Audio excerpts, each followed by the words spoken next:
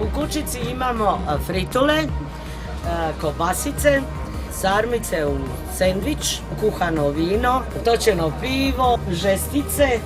Dođite nam u Santa Fly kućicu i lijepo se zabavite.